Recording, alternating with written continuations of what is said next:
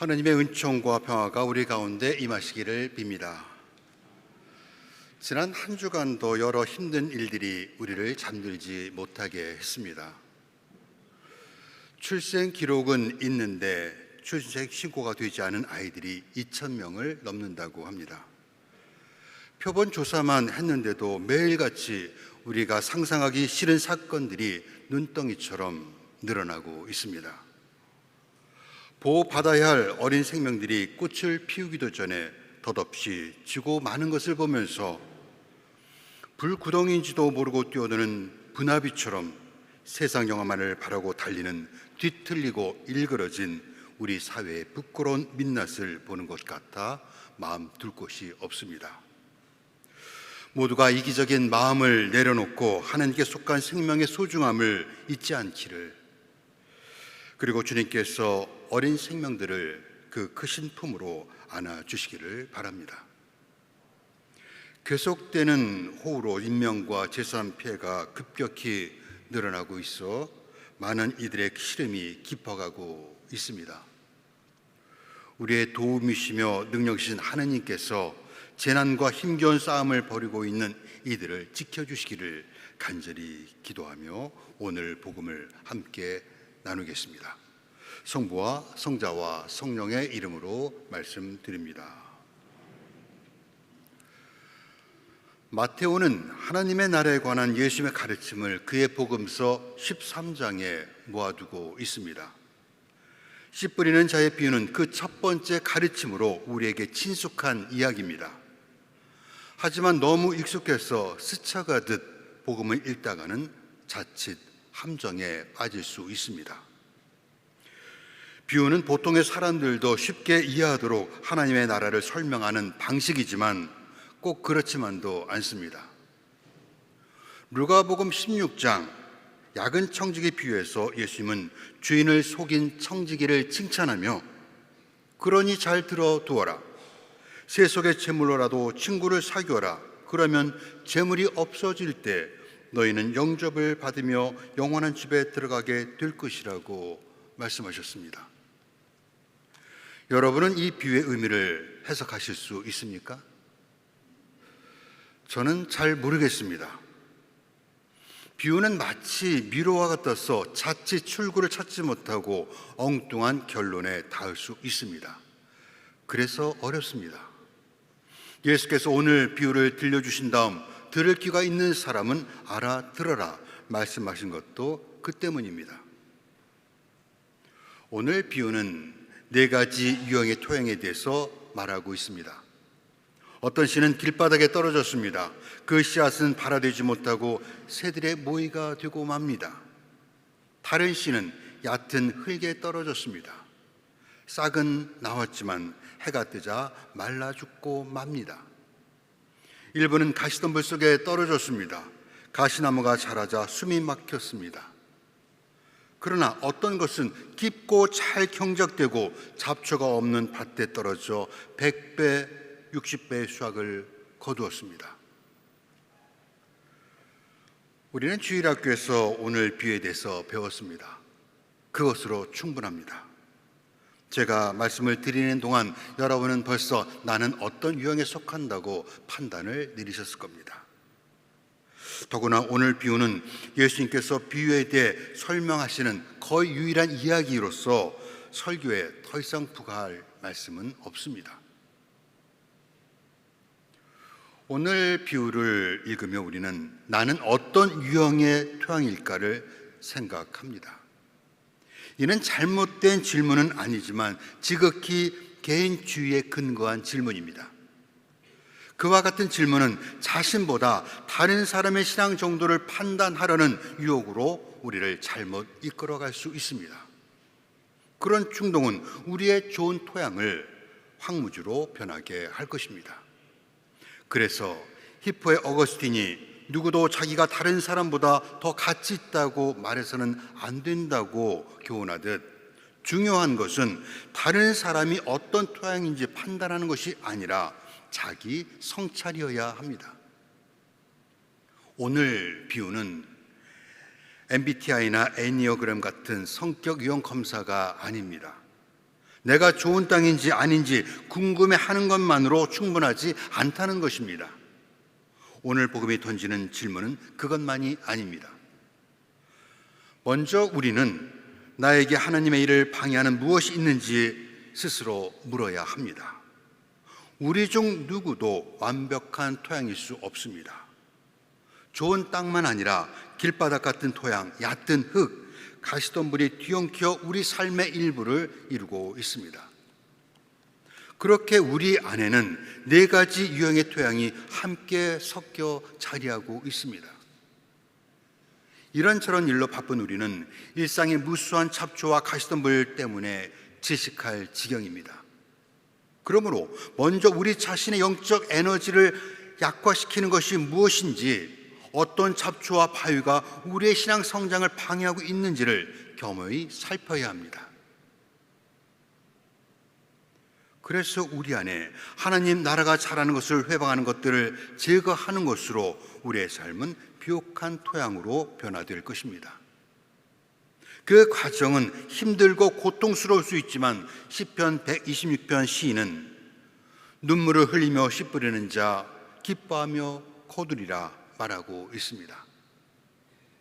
그 다음은 내가 좋은 밭이 되는 것도 중요하지만 비유에서처럼 떨어진 씨앗이 자랄 수 없을 정도로 척박하고 폭력과 불에 짓밟힌 곳이 어딘지 살피고 돌과 가시덤불을 치우는 것을 제가 도와드릴까요? 라고 묻는 것입니다. 우리는 씨가 뿌려진 토양이며 동시에 씨를 뿌리는 사람입니다. 우리는 자신이 좋은 땅이 되는 것과 동시에 씨를 뿌려 새 생명을 만드시는 하나님의 일에 동참하도록 부름을 받은 사람들입니다. 둘 가운데 하나가 없으면 다른 하나도 의미가 없습니다. 말씀이 내 삶에서 자라고 결실을 맺는 것으로 충분하지 않다는 것입니다. 하나님의 궁극적인 목적은 모든 창조물이 좋은 토양으로 많은 열매를 맺을 수 있도록 변화되는 것입니다.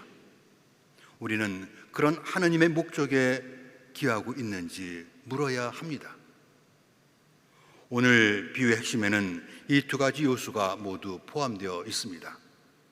우리는 오늘 복음의 제목이 좋은 땅의 비유가 아니라 씨 뿌리는 자의 비유라는 것에 주목해야 합니다.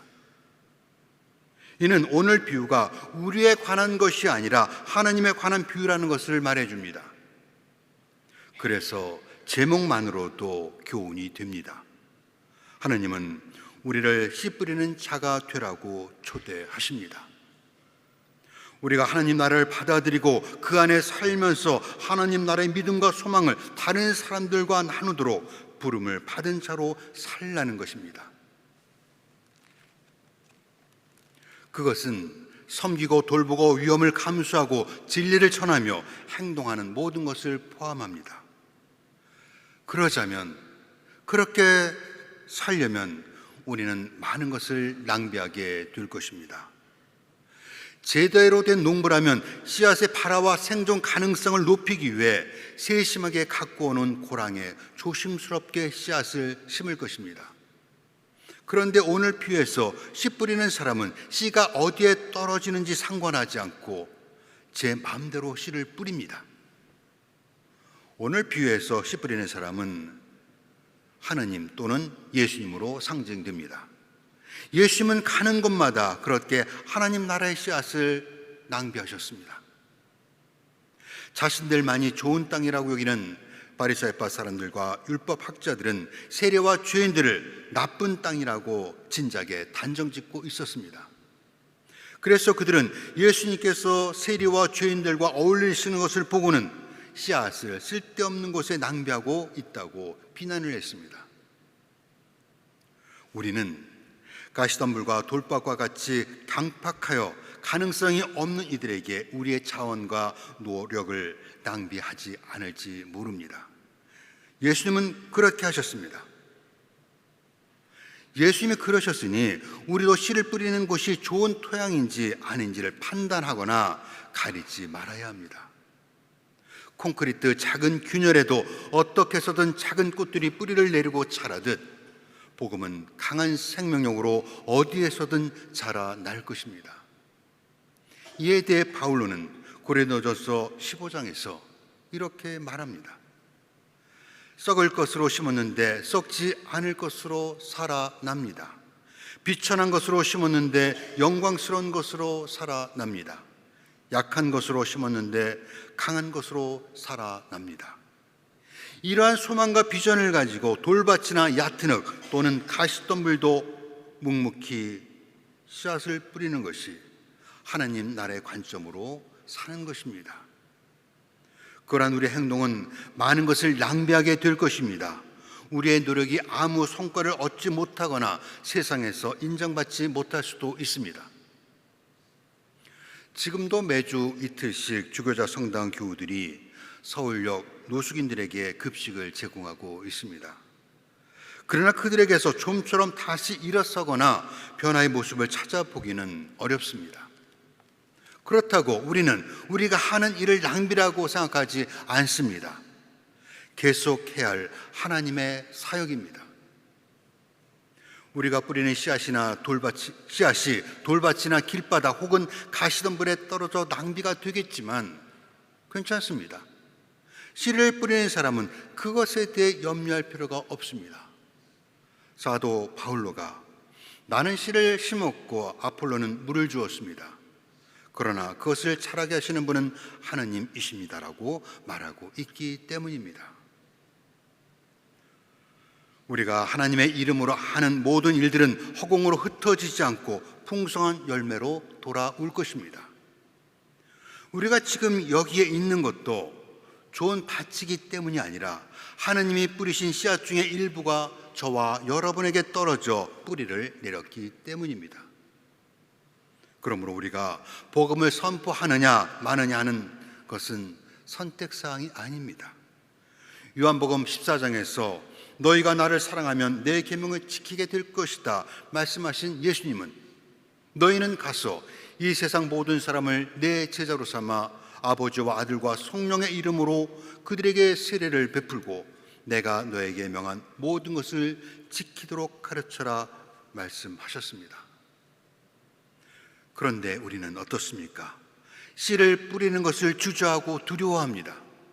사랑으로 손을 내밀고 희망의 씨앗을 전하고 신앙으로 초대하는 것을 주저합니다. 마음이 있지만 우리의 제안이 거절당할 것이 두렵기 때문에 씨앗을 손에 꼭 쥐고 있습니다. 우리는 그 씨앗을 잘 받아들여질 것으로 확신한 곳에만 뿌립니다. 우리에게 호의적인 사람에게 건넵니다. 그러나 자라게 하고 수확하시는 일은 우리가 아닙니다. 그러니 어디에 심을지 걱정하지 말며 하나님께 맡기고 씨를 뿌리는 일에만 집중하십시오. 예수님은 하늘과 땅은 사라질지라도 내 말은 결코 사라지지 않을 것이다 우리에게 약속하셨습니다. 오늘 비해서 길바닥과 돌밭 그리고 가시덤불 속에서 씨앗이 자라지 않는다는 것은 그리 놀라운 일이 아닙니다. 정말 놀라운 일은 농부가 거기에도 씨앗을 뿌렸다는 것입니다. 제자들은 어떻습니까? 그들은 좋은 땅이었고 많은 열매를 맺었습니까? 예수님은 오늘 비유 외에 몇 가지 비유를 더 들려주신 다음 제자들에게 지금 한 말을 다 알아듣겠느냐 물으셨습니다. 그들은 예라고 대답합니다. 그러나 이어지는 제자들의 행동은 그렇지 않았습니다. 그들은 서로 높은 자리에 오르려고 다투었고 베드로는 자기 목숨을 부지하기 위해 얼마나 빨리 예수님을 버렸는지 우리는 알고 있습니다. 놀라운 것은 제자들의 실패에도 불구하고 예수님은 그들을 포기하지 않으셨다는 것입니다. 예수님은 예수님을 메시아로 고백하고도 그 의미에 대해 혼란스러워하는 베드로를 예수님은 자신의 교회를 세울 반석으로 삼으셨습니다. 베드로는 예수님을 3번이나 부인하였고 이에 뒤질세라 제자들도 십자가에 달린 예수를 버려두고 달아났지만 예수님은 약속대로 갈릴리아에서 그들을 다시 만나시고 하늘과 땅의 모든 권세를 제자들에게 주시며 세상에 보내셨습니다. 이처럼 마태복음 전체에서 예수님의 제자들을 신뢰할 만한 이유는 거의 찾아볼 수 없습니다. 다만 복음서 마지막에서 내가 세상 끝날까지 너희와 항상 함께 있겠다 하신 예수님의 약속이 길바닥과 얕은 흙 그리고 가시덤불처럼 싹이 틀 가능성이 거의 없어 보이는 세리야 죄인, 나병 환자와 막달라 마리아 그리고 제자들 그리고 우리에게 풍성한 열매를 맺게 하셨습니다. 예수님은 씨를 뿌리신 것만이 아니라 스스로 하늘의 미랄이 되어 좋은 땅과 나쁜 땅, 바위와 가시덤불 사이에 묻히셨습니다. 씨앗은 돌밭과 가시덤불 속에서도 싹이 텄습니다. 새가 물어간 씨앗은 다른 어딘가로 옮겨져 싹을 틔울 것입니다. 하나님은 그 씨앗에서 상상할 수 없는 열매를 맺게 하셨습니다. 열매를 맺는다는 것은 세상이 말하는 출세나 성공이 아닙니다. 그것은 사랑과 자비로 대표되는 하나님 나라를 살아가는 것이며 예수님을 본받고 그분이 하신 용서하고 베풀고 나누는 일을 우리도 하는 것을 의미합니다. 또한 열매를 맺는다는 것은 예수님의 목숨을 걸고 행하신 모든 일들, 즉 종교적이지만 신앙적이지 않은 거칠의 종교를 고발하고 불의한 억압에 저항하며 인간의 존엄성을 회복시키는 일을 우리도 우리의 일상 속에서 실천하는 것입니다. 하나님께 우리가 어떤 밭인지 중요하지 않다고 해서 마음에 뿌려진 씨앗을 소중히 가꾸기 위해 돌을 골라내고 가시덤불을 거두어내는 우리의 수고가 무용하다는 것은 결코 아닙니다. 그 다음에 주어지는 약속은 주님은 우리의 완전성이 아니라 당신을 향한 우리의 갈망과 실천 속에 살아계시며 우리가 가시덤불을 돌을 미처 거두어내지 못했을지라도 풍성한 열매를 맺을 수 있게 해 주신다는 것입니다. 그 믿음과 소망이 우리 마음과 온 땅에 가득하기를 바랍니다. 하나님은 정말 그렇습니다. 그래서 복음입니다. 성부와 성자와 성령의 이름으로 말씀드렸습니다.